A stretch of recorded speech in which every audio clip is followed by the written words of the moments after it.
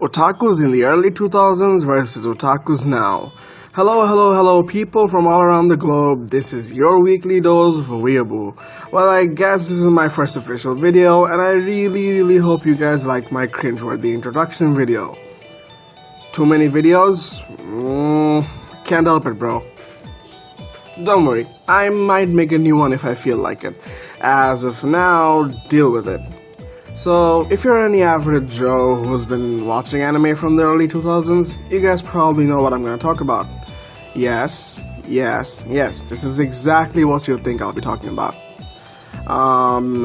Well, let's just say it wasn't so easy watching / binging anime back in the day. Back in those days, the only sort of two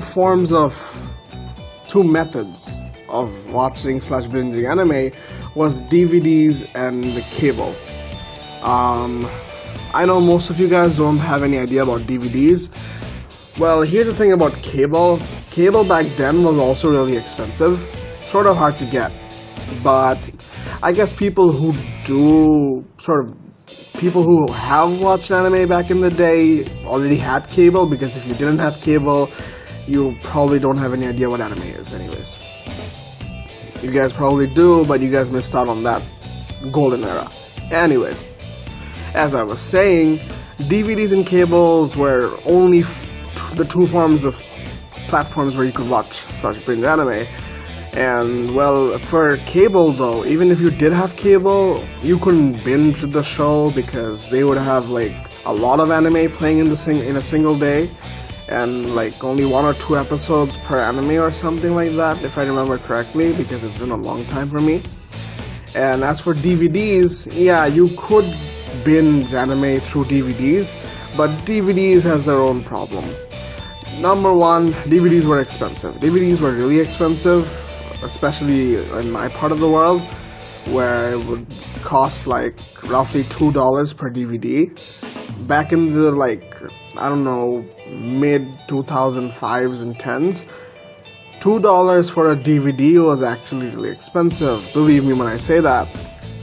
There were also other problems with DVDs because they used to get like scratch / damage. So if that happened, while let's say you put on a DVD on your DVD player or your PC, it would play. Then if it entered a place where it scratched up, it'd be like all messed up and stuff. It wouldn't work properly. So that's another problem that DVDs used to have. So, and there weren't really too reliable of DVD places back in the day, because DVDs used to be messed up. So they had a cover where they would show what movie / series it is, and the picture of whatever it is, and inside you'd have a disc. So the disc might have contained something else. People used to mess it up back in those days, and in my parts of the world. So there were definitely a lot of problems with DVDs. So binging anime, I would say, was possible but expensive. Also, we had no idea what ongoing anime was, because we knew that it's only in DVDs, and we had no idea what sort of anime was airing back in the day, because DVDs were like sort of made after the season ended or the anime ended. So it used to take a long time to get the hand on the DVD. And as for TVs wouldn't normally air new stuff unless it was finished. People who do watch TV nowadays to do some nostalgic throwback like Toonami. People who do have Toonami, you guys should know this about Dragon Ball Super. So Dragon Ball Super ended 3 years ago, and this is probably after 2 years that DBS sort of aired in TV, the Toonami. So you could see how long it would take for cable providers to sort of broadcast the shows, especially new shows. Apart from watching anime on a regular basis and binging, also keeping up with ongoing shows, we had no idea about mangas, by the way. it took me and a lot of my friends a long time to realize that these are not cartoons. These are not your run-of-the-mill cartoon like Tom and Jerry, Courage the Cowardly Dog, Kids Next Door, Johnny Bravo, Dexter's Lab, and all that. It took us a while to figure that out. It also took us a long time to figure out that anime was actually adopted from a thing called manga, which is basically comics but better. Sorry, comic nerds, I'm just way too biased. If you're probably a comic nerd who also watch anime, you should know mangas is better than comics. I mean, is that even a question? Moving on. Apart from the two providers of anime, there were still other problems that I see now. Well, not problems back in the day, but problems I see now. Although most people have now pirated websites or even like Crunchyroll, Funimation, Netflix and stuff to watch anime, to binge and to keep up with ongoing stuff, I feel like something is definitely different. That's a huge difference from anime back then and now, which is the fact that before internet was a thing, not a lot of anime used to air like in an ongoing session other than those long-running series.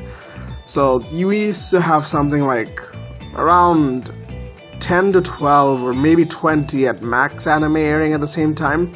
Correct me if I'm wrong, because I wasn't there at that time. I just only checked MAL for like, you know, the anime that aired in that particular season or year, and that's all I know about.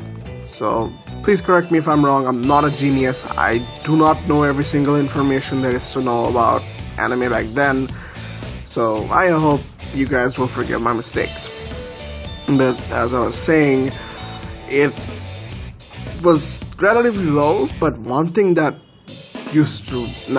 does blow my mind right now is the fact that the quality of the shows were like really good. It was always above average. Most shows were really above average, and people still talk and remember the shows back then compared to shows right now.